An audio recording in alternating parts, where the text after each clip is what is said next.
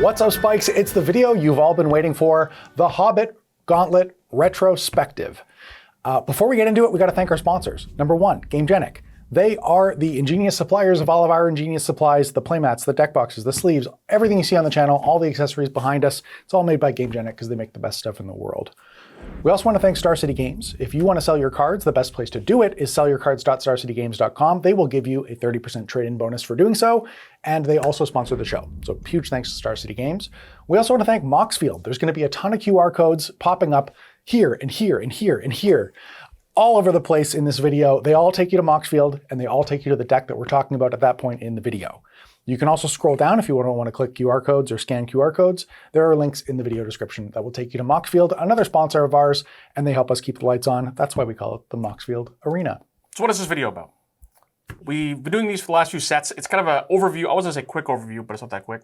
An overview of The Hobbit, how it performed, what we thought about going into it, and how, now that we're on the other side of it, what do we like? What do we not like? What would we have done differently? What would I have done differently? What would we have done differently? It's like a We Are Groot situation. So first impressions with The Hobbit was it felt small next to Marvel Superheroes. Marvel Superheroes was a gigantic set between the main set and Commander set and Jumpstart set, plus all the other products, it having Scene Box, Beginner Box, Draft Night. I feel like I'm missing something. Where The Hobbit didn't have Commander, didn't have Jumpstart, it just had main set, obviously had Collector, and the Scene Boxes. But yeah, it felt really Would small. you call it like a halfling set? Thanks for coming on, Jim. That's why I'm here. You know? There was only 65 new legends in the set, which is actually really small for a University Beyond set, with 14 more being in the box topper. Box topper was great. It was a great way for them to reprint a bunch of the hits from Lord of the Rings, right? Including the One Ring. A card that they could probably continue printing into the ground, and it wouldn't make much of a difference in terms of availability. The card sold pretty good. So The Hobbit had 5 mechanics, 3 new adjacent. We'll get into that. Some returning. The first one was Recruit. Recruit was the mechanic I think I like the most out of the set. It is like Connive, but not. Whatever something triggers Recruit, you get to draw a card, then discard a card. If you discard a non-land card, you get to make a 1/1 human soldier token. Similar to Connive, because Connive will give you +1/+1 counter. This one gives you an actual body. It gives you something tangible, which I like quite a bit. It was originally featured on Queen of Dale, which is quite the card in the set, and I was really hoping there'd be a lot more of it. Bit of a spoiler, not a ton, unfortunately. We also got Storied. Storied was a mechanic I had to read 7 times before I completely understood what it is. Similar-ish to the City's Blessing. If you control 3 or more artifacts, legendaries, and/or sagas, you have an enduring story for the rest of the game, similar to the City's Blessing, which you cannot lose. The mechanic is only featured on 9 dwarves. I don't know The Hobbit. I assume that's flavorful. Do you know The Hobbit? Nope. I have the wrong, I'm going to call Jim a guest here. I have the wrong guest on, unfortunately. I needed a big Hobbit head. Hobbit expert Jim Lepage, so you can quote me on that. So yeah, I'm sure it was a flavor edition, but it feels underused and kind of weirdly complicated for hope at least, is a very, very thematic mechanic. I imagine Storied is probably something that they can easily reuse. It's not like IP specific. Oh, for sure. Right? Yeah, similar to Recruit. Recruit is also a generic enough name, similar to Connive, that you can revisit very I like easily. it when they do that stuff rather than doing the like ultra specific Warhammer 40K, like this is like Tyranids or this is Astartes Warriors and stuff like that, where it's just like, this is not showing up in a set that's ever. never coming back. But Storied and Recruit, those are really generic fantasy terms. So. Is Hone Counters a generic fantasy term? That I don't know. Hone Counters only featured on 2 cards, which is that the least used new mechanic ever? Because it feels like it's not very much. Like we designed this whole thing for 2 cards. The 2 cards are bad, that's for sure. Must be an indication that more is coming, right? I would hope it's so, this one in particular is so weird from a rules perspective that it feels like wasted effort to leave it on only 2. Yeah, so Hone Counter, there's a creature that puts Hone Counters on equipment and an equipment that comes into play with Hone Counters. And the Hone Counter ability goes onto equipment, and that equipment gives +1/+0 to the equipped creature for each Hone Counter on the equipment. Yeah. Yeah, which is, it's like unique to it's like the characteristic of the counter, right? I think that's how that works. Yeah, well, and the weird rules part about it is that the counter goes on the equipment, but the permanent that's being affected is not the equipment. Yeah. It doesn't grant the equipment abilities, it grants the creature that the equipment is equipped to abilities. Yes. So that's not abilities, but it modifies the creature. That's the weird part about it. Weird one for sure. Yeah. There's 2 other mechanics. Adventure is returning. Unsurprisingly, they've used Adventure a lot since it was introduced in Eldraine. Yeah, I was going to say Wilds of Eldraine. That's incorrect. It's Storm of Eldraine. Yep. And this is technically new. It's not new. Amass goblins. We've had amass. This is now the 3rd thing we can amass It is technically new. What else we got? We know Mass what we're orcs? doing. Mass Army. army, yeah. And orc army. Sorry, zombies, orcs, goblins. Zombies, orcs. Yeah, yeah. They're right. always army. That's the one. Yeah. Goblin army, orc army, zombie army. Yes. Yeah. So goblin is the new one. You can now have a zombie, orc, goblin army. So getting into the set itself, the set had, I think, quite a few standouts going into deck building. Like I mentioned earlier, the Queen of Dale is quite the impressive card. That and Gleaming Splendor, are the first two cards on this list. Both 1 white mythics, both generate advantage over time for little effort. Unsurprisingly, these cards are good. I dislike that these are both mythics. I'm an old head. I want Shards of Alara when Prince of Thralls is the mythics that I'm getting. I don't like my very cost-efficient 2-mana cards to be mythic rare. But these cards are good. I expect to see a lot of them moving forward. You kind of talked about that with Super Shredder in the last. Yeah, also just generically good. Wisest thing mythic. At least again. I don't know. I'm not a Hobbit head. Is that the term too? I don't know. I don't want to be offensive to the Hobbit fans. Anyway, the Queen of Dale, I'm sure, is a relevant character in the Hobbit. At least that being legendary is probably fine. Similar to Super Shredder. But again, like these low to the cost, efficient creatures feel like a way to extract money from my wallet. Because these cards typically end up, holding value for quite a while. The next card that was spoiled really early was Smog the Magnificent. This card is unsurprisingly going to be popular. It's a 4-mana dragon that makes treasure every turn. Treasures are a very popular card type. What a surprise. It's not a very infamous character. It's going to be featured a few more times in this set. Yeah, what's not to like about Smog? Speaking of Smog, we have this list actually has 3 different Smogs, but we'll go through them in order here. Smog the Impenetrable, the one featured in the Scene box, with zoomed in on its face. 7 mana. 7 mana is a lot of mana. But in exchange, whenever you deal damage to Smog, you make that many treasure tokens. Similar to a few other commanders I'm going to get into in this set, it's hard to not go infinite with some of these. And Smog the Impenetrable is one of them. So what goes infinite with Smog the Impenetrable? There's a lot of things that's like whenever it does damage, deals that damage to something, and it just deal damage to itself infinitely. Is this like pariah effects? No, yeah, not pariah. There's like pain. There's a pain for all. There's the Blazing Sun Steel. There's a few of them that do it, and then like otherwise, all your burn spells just turn into like crazy ritual effects. Your chain reaction wraths everything minus your commander, get a bunch of mana. The card's very good. Unsurprisingly, very good. You know what? I do want a lot out of my 7 mana commanders nowadays. Yeah, fair. So not that I'm upset that it's good, but I'm more upset that it goes, again, looking at it the wrong way, it kind of goes infinite. But the card's very, very popular. And I mean, if you're already locked into a treasure theme, that is presumably accelerating you into I your do commander. appreciate that Smog is all treasure themes. Yeah. Again, I know very little about the Hobbit, but that is one of them. Faithful Discovery. Faithful Discovery is this 5-mana blue enchantment. Whenever an artifact enters the battlefield under your control, draw a card. I really dislike this card. It's obviously very good. It's concerningly good. I think this is kind of breaking into this is making it too easy to do X, again. And I really, really dislike this type of card because I think it makes any of these artifact strategies just like it puts it way over the top with little to no effort. It doesn't say non-token. It doesn't say once per turn. It doesn't have any of the like safety valves that these type of cards have had in the past. It's just 5 mana, let it rip. This card's gonna be very good. Your opponent's playing artifacts across from you. Expect to see it for a long time. It's like really, really, really pushed. What's the name of that card? Vidalkin, the 4-mana one. I think it's whenever you cast an artifact, you draw a card. It's like a 4-mana O2. I didn't obviously do research ahead of time here. It's from Mirrodin. Aether Mage? No. Anyway. Oh, I know what you're talking about. Put it on the page. Okay. Future Jim, please put it on the in front of us here. But yeah, it is this card, the 4-mana O2. And this is a card that I played periodically, but this one just like blows it out of the water. Expect to see a lot of it. This, it seems like they've been doing a lot of this, especially in blue, like the 3 UU, like 3 blue enchantment. The one where like whenever you choose a creature type, whenever those creatures enter the battlefield or whenever they attack, you draw cards? Oh, Faithful Discovery. Faithful Discovery. Yeah. Is this like part of a cycle in blue? No, actually. This is not, I guess, a typo or kindred, but it is obviously very good. Yeah. I guess the only saving grace is it's not an artifact.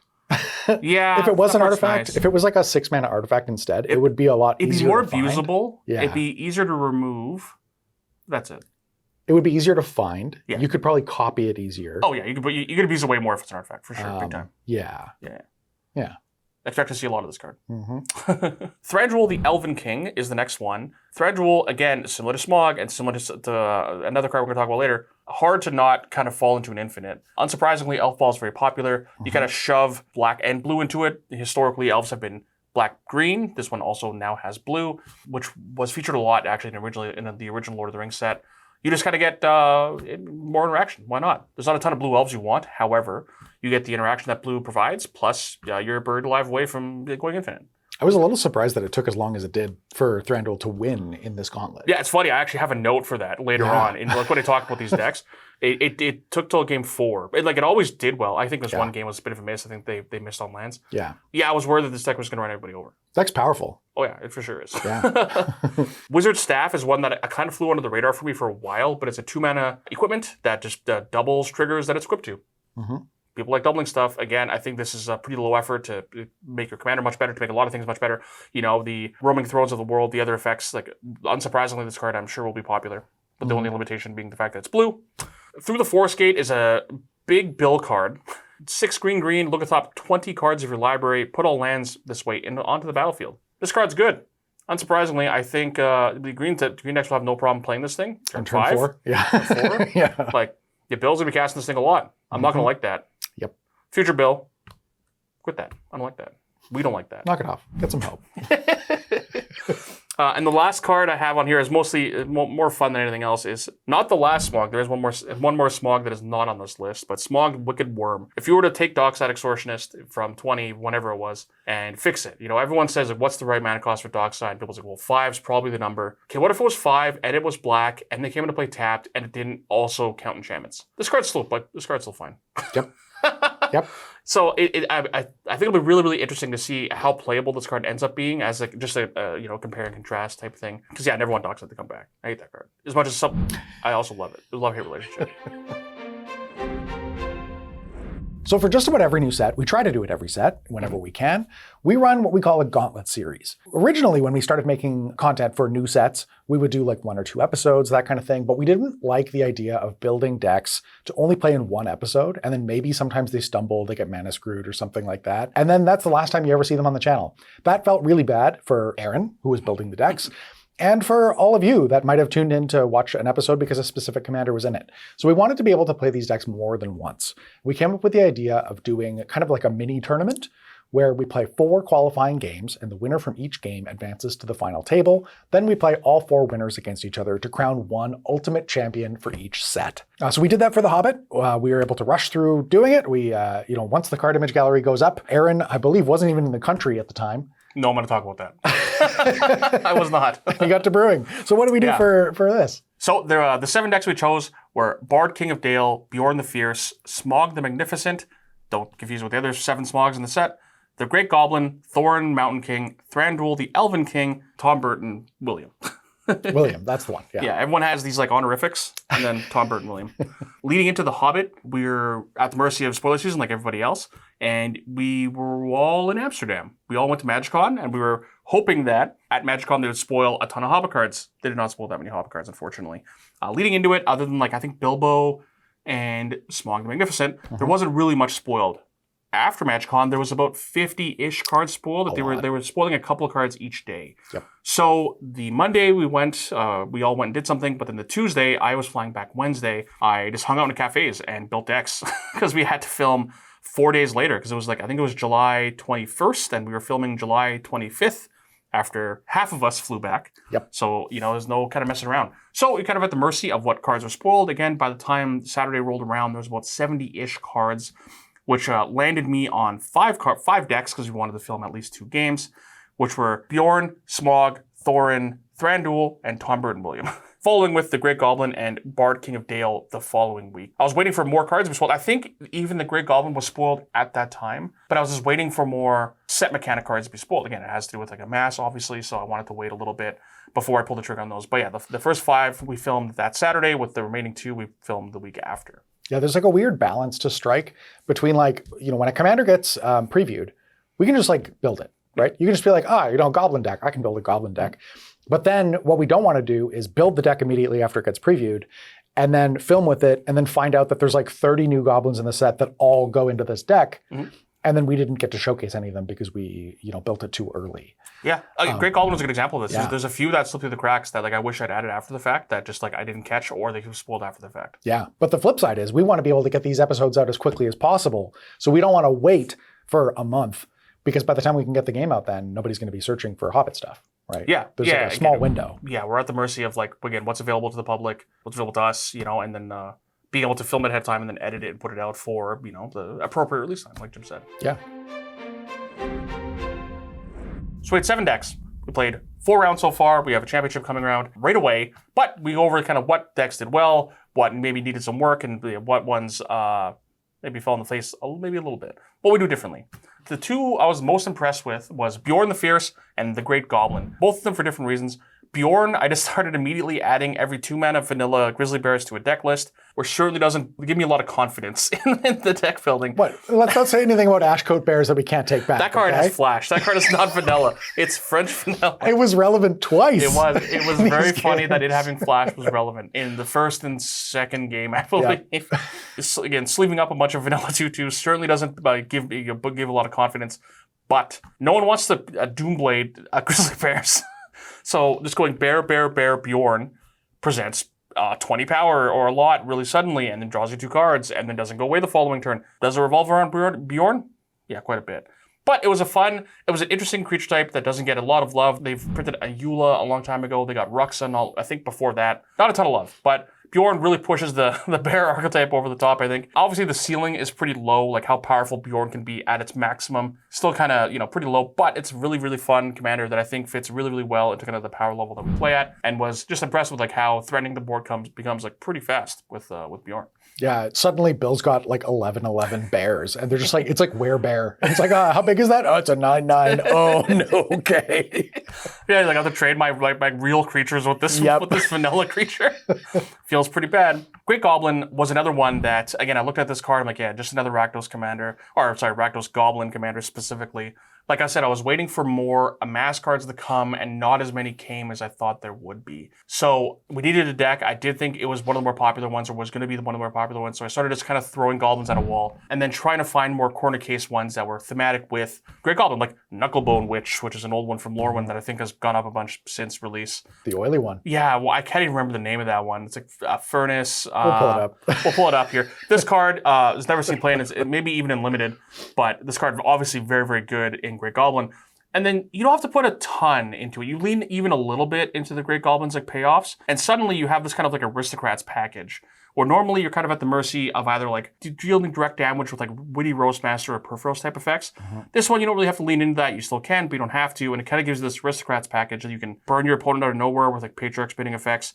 Or it gives you a bunch of like extra reach by just having this like built-in card advantage in the command zone. The card advantage was huge. Yeah, like obviously Skirk Prospector might be the best goblin ever printed, but now your Skirk Prospector also gives you a impulse draws a card. Yeah, that was the huge part, because I remember in the game that I won with it in game 3, I got board wiped, and it was a pretty devastating board wipe.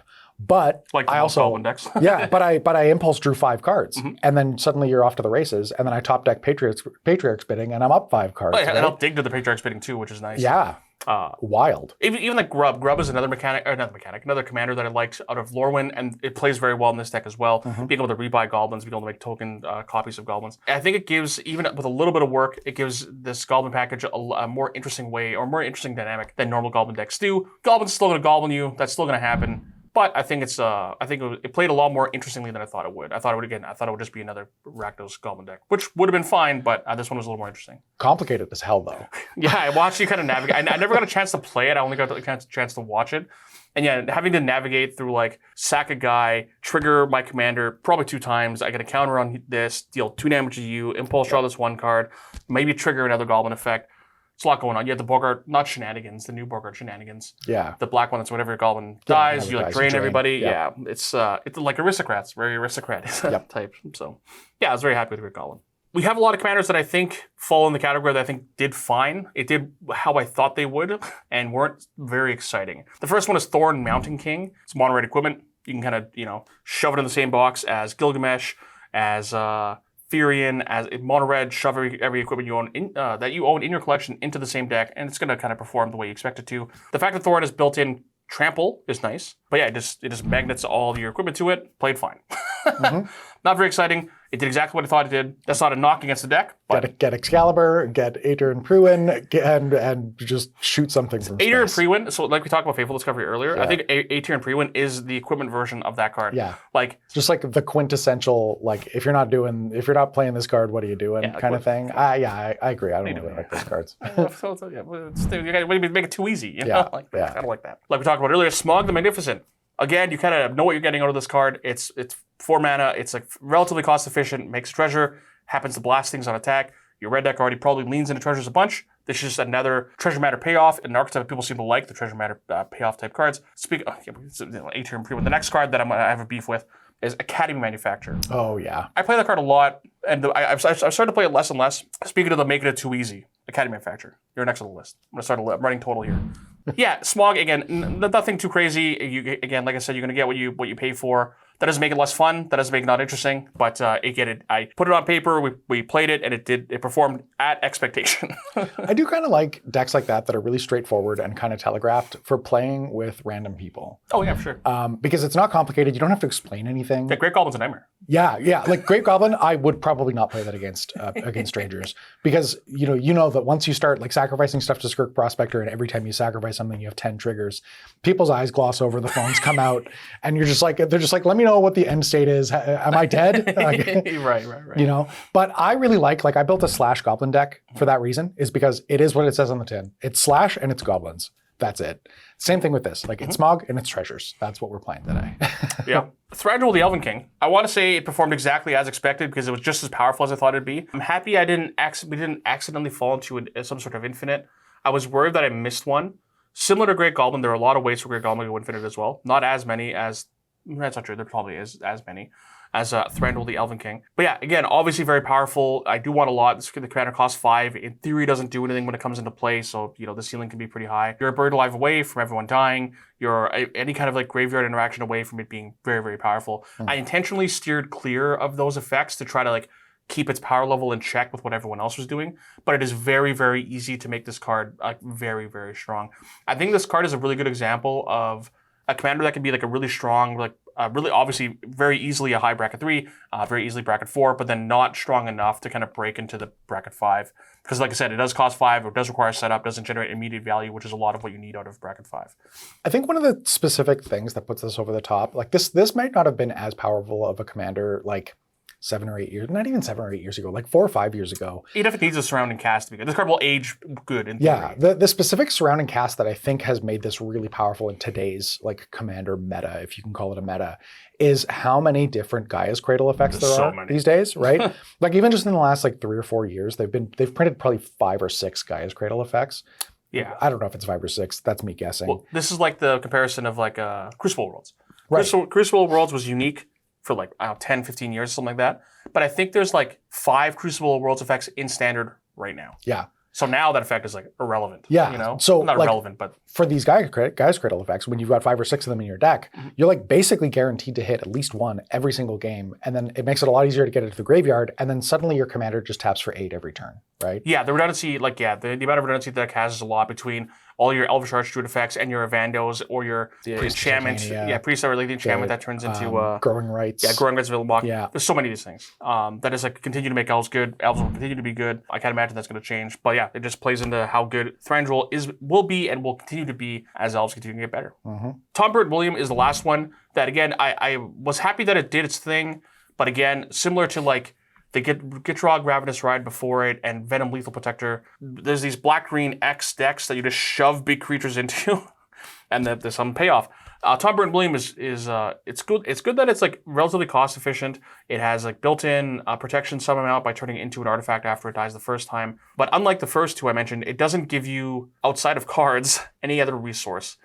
Which isn't bad. Cards are maybe the best resource, but it does let you dig into some way to kill your opponents. Eventually, I thought maybe I leaned too heavily into like the having big guys part of the deck, but I think it's easy to have too many of them because if you have too many, you can just like sacrifice them to draw into your more relevant cards, your playmaking cards that put in the game, as opposed to the opposite. If you're too light on one, you can't draw into the other, where the big creatures will help you draw into the other half of the deck. And like riding that line, I was a little worried, but again, like I can just get a turn through my deck easy enough. Again, it probably should have been a little more ways to win the game to get there. I think the deck was probably easy to interact with a few times, but you do get an absurd amount of cards. That's the best part about this card. Having a arguably better greater good in the command zone, pretty powerful. Who knew?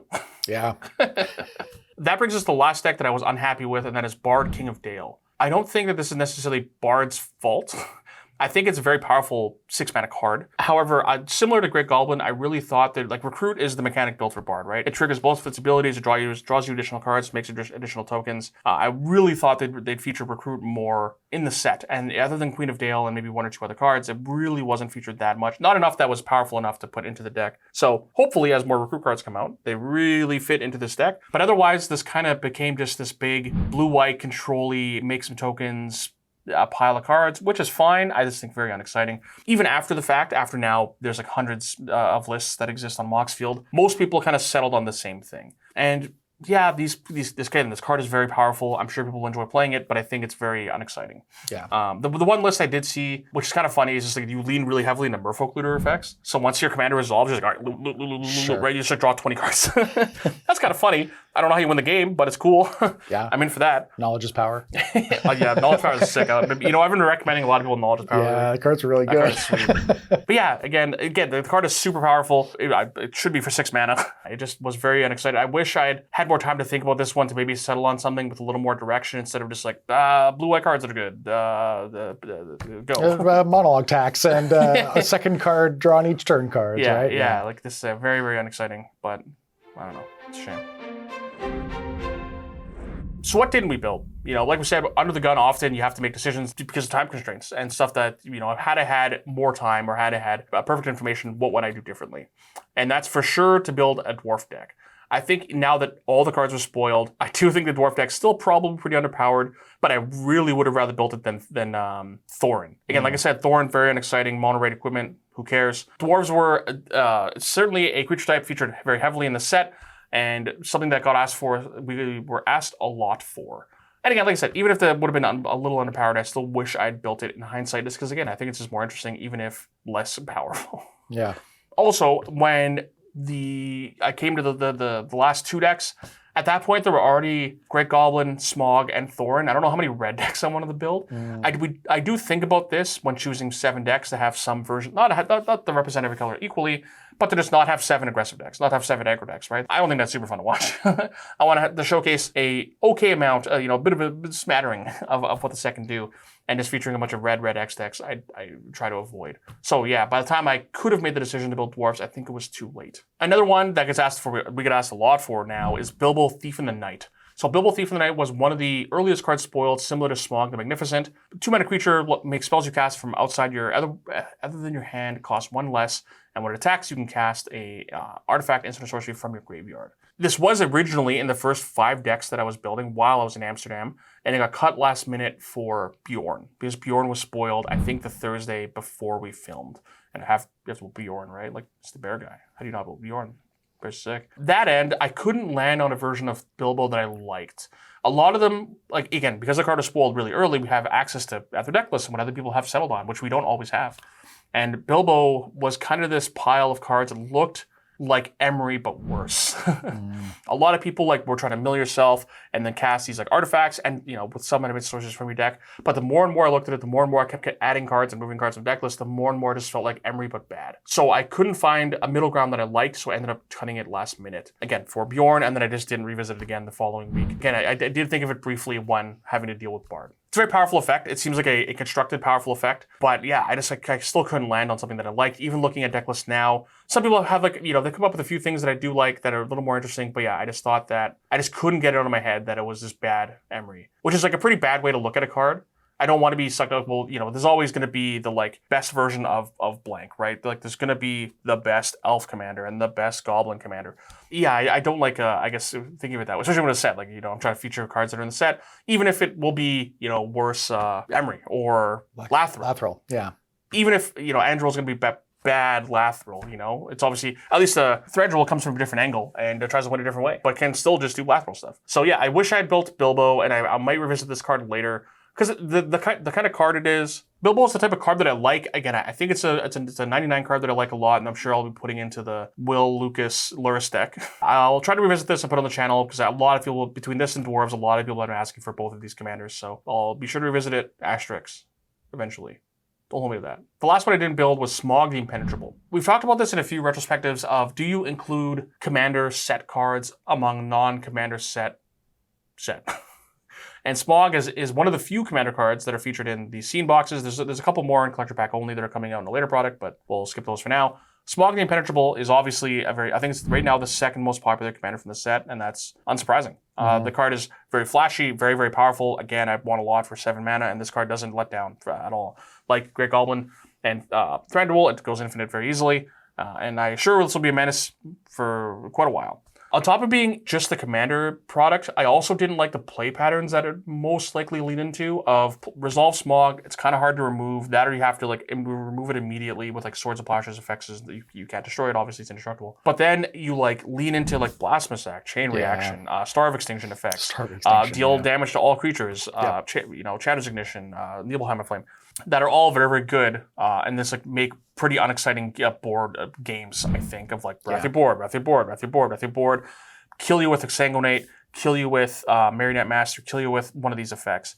These are all very powerful. These are all very good. Again, I expect to see this card across from me for quite a while. On top of it being in the commander set, and it being, I believe, uninteresting play patterns, at least at the power level we play at, I opted to not build it for this. I could just put up like Smog the Impenetrable and Marionette Master and Manufacturer and Knuckles. Knuckles the Echidna. I control 20 or more artifacts from upkeep. I win the game. So Aaron, one of the reasons why I'm here, Aaron normally does these solo, and I hopped in on this one because I have a very specific agenda today. I am ambushing Aaron. He doesn't know anything about this, but I want to ask him a couple questions that have been coming up in the comments. We do read the comments. One of the things that the folks that watch these are most curious about is they want more of a deep dive on how you actually build one of these decks. Mm-hmm. So can you walk me through, let's say you find a card like, maybe not Thorin, maybe, let's say Great Goblin. Goblin, right? You find a card like Great Goblin, a few of the cards at the set from the set have been spoiled, or maybe if we've got early access, we can go and look through the card images. Like, walk me through from, I type in moxfield.com, what's the first thing that you do when you are brewing one of these decks? You know what? I'm actually gonna not choose Great Goblin. I'm gonna choose Bjorn the Fierce. Oh, sure, yeah. Because I think there's a legitimate deck build. I can think of like actual examples for this. Yeah. So for Bjorn the Fierce, the first thing you do is similar to the Goblin, I guess. Yeah. Is you look up every bear that exists. So you just type that into Scryfall? Yeah, so part of it is like looking at that, or you can look at other people's homework, you know? So like I said before, Ruxa existed, Ayula existed. There have been few, but a couple bear decks that do exist. So it's easy to point at those things for reference. Do you look for these on Moxfield, or do you go on EDHREC? So I can find them on EDHREC, and then you see all the kind of, they spit out the most common denominator, but once I can kind of go through that pretty quickly and process what I like or dislike about that, but then I go to Moxfield pretty quickly and then look at most viewed decks, and then look at decks that have been updated in the last 3 to 6 months, typically, which is harder for commanders that are old. Like Ruxa, Ayula don't get updated super frequently, but you want to see the ones that people who are obviously care about it and are updating it as time goes on. Those are going to be deck lists that I think people have more work into, so those are the ones I look at more often. So parsing out the good bears, pretty easy. There's not very many of them. Thankfully, they spoiled more relevant bears in Hobbit, Afteron, Little Bear, Gigantic Big Bear. A big favorite of mine, by the way. Regular bear. Yeah. And then, Hobbit, I don't know why you did this to me. There's this black-green bear. Large bear? Is that the name of it? Yeah, large bear. 5 mana, 5/5 trample, reach haste. Why is this black-green? This is like one of those, do you remember that great card designer search that they did? Yeah, I do. And there was that like trick question. It was like, what was this card's color identity? It might have been reach, trample, haste. It was like, it was flying and... Oh, I remember, and it was black-green. Flying and lifelink, I think. Flying and lifelink, and everybody said it was white. Yeah. And they're like, no, it's black-green. Yeah, they made it a mystery booster card later on. But anyway, they eventually did spoil more bears. And I was unsure about just like I said earlier, sleeving up just a bunch of vanilla 2/2s. So you go through the bears pretty quickly. There's not a ton of them that are good. There's Goreclaw, there's other Goreclaw, there's Ruxa, Ayula, again, the surrounding cat, any other bear that can support any other bear, right? Those are shoving the deck list immediately. It's pretty easy. Then I typically add all the like usual 2-mana green ramp spells whenever I'm building green or green X. So that took up a lot of space right away. But then when you look at your mana curve, it's like there's a huge spike at 2 because I decided to play every Grizzly Bears that exists. So suddenly my 2-mana rampant growth effects are actually pretty bad in the curve. So I cut all the ones that came into play tap. You're always playing Grizzly Bears on 2. You don't want to go rampant growth on 3 to play your commander on 4 because you just don't have enough bears at that point. So ideally, you want to play like Nature's Lore effect, or if you're going to commit all of turn 3, you want to play a Cultivate effect. Sure. So at least you get the guaranteed mana. So just having 2-mana rampant growth. So this like having the huge amount of 2-drops in green made me want to cut the like slow ramp spells for either the 1-mana enchantments like Wild Growth or other Wild Growth, which I'm blanking on.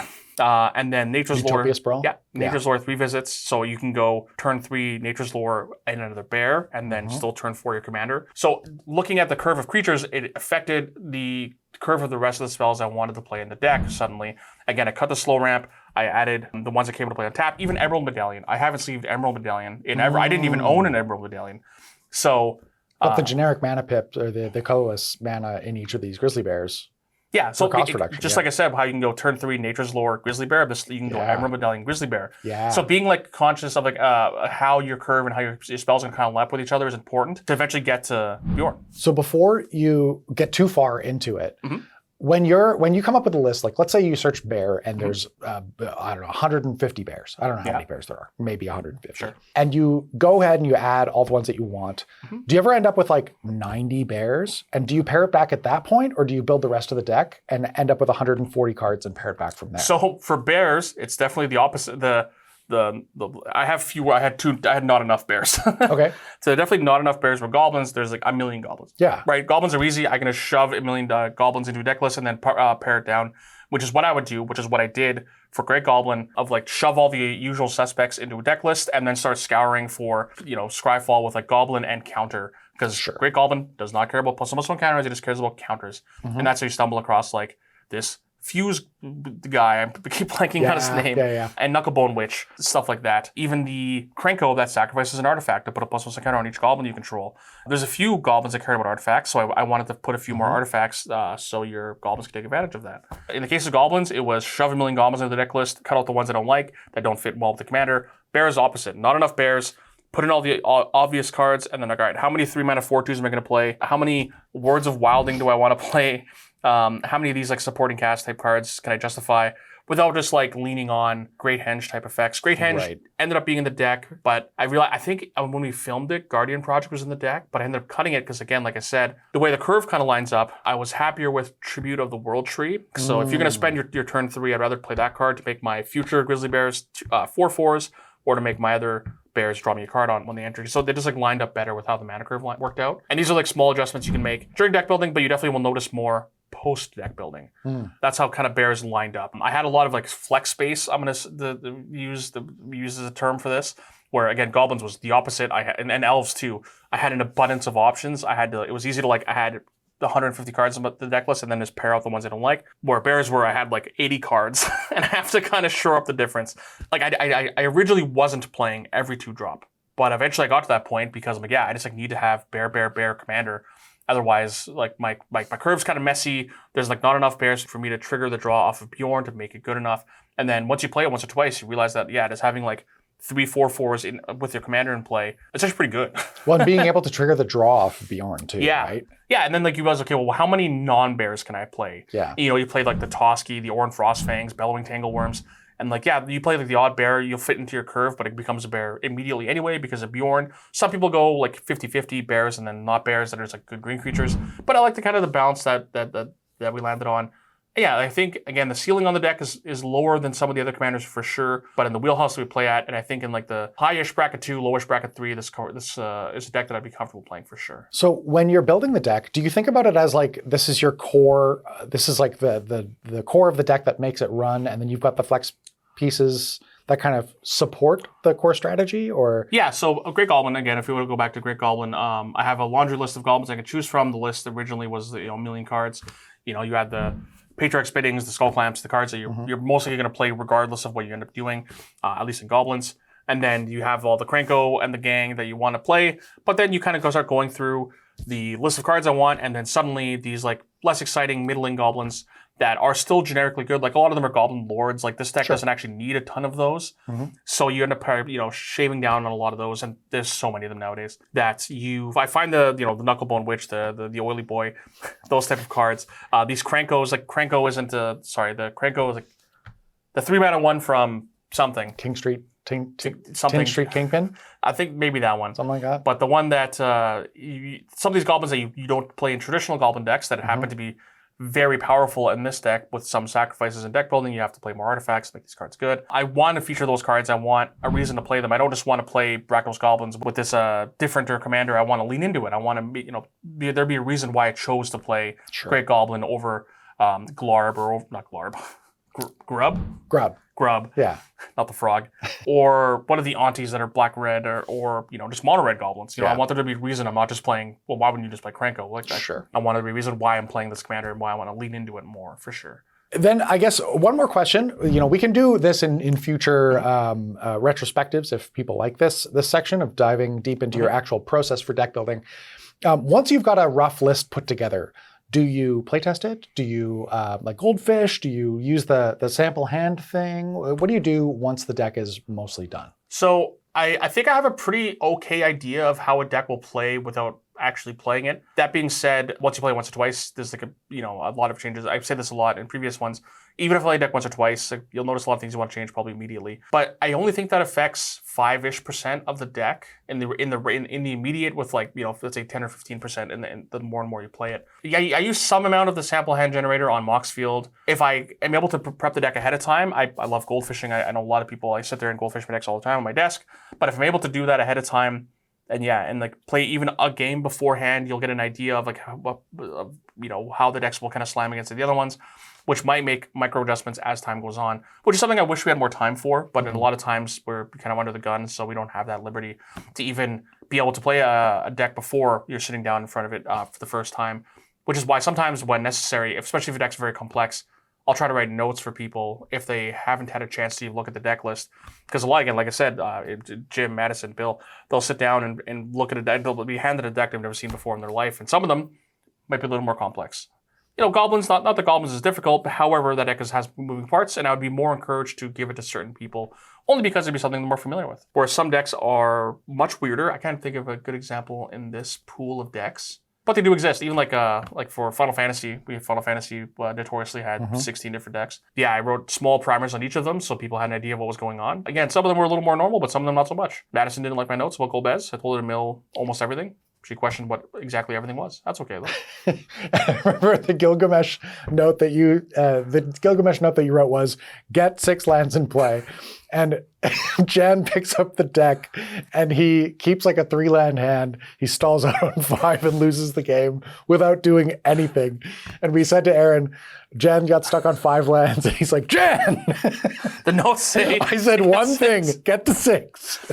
The note my favorite note was for Final Fantasy 3 was the Sid deck. And I also think Jan played that deck. And the note was, make sure your commander is Final Fantasy 3 Sid. Oh, yeah. Because that's the game it's representing. Yep. If you don't know, I built a deck for each game. So that was my cop-out for Final Fantasy 3 because there wasn't very many options, was one of the Sids.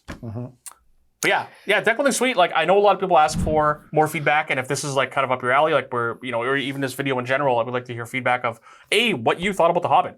I think the Hobbit isn't a huge in-your-face commander set, which is almost surprising. At least that's the impression I got. But it doesn't mean it's lacking. Like I said, it has a lot of standouts that I will see from now for quite a while, and we were excited to play with it. But yeah, what do you think about the set? What do you think about the video? Is there any other feedback that's kind of easy to do at this kind of level for deck building advice, or some of the thought process that goes behind the camera and kind of how we do things here? Yeah, we'd love to hear feedback for sure. Yeah. So now that we've got all 4 qualifying games in the tank, we've got 4 winners that have advanced to the final table. That final game is tomorrow. That's if you're watching this on release day. It's tomorrow, August 18th. You'll be able to see Smog, Tom Burton William, Thranduil, and the Great Goblin face off, and we're going to crown an ultimate champion of Ultimate Destiny of the Hobbit. Can we get a belt made? Yeah. I like belts. Submit a request for it. Put in a ticket. All right. Anyway, tomorrow we're going to be crowning a champion. Make sure you don't miss it. It's going to be so cool. And again, let us know what you think about this video and the whole gauntlet as a whole. Please do. Before we wrap things up, we got to thank our sponsors.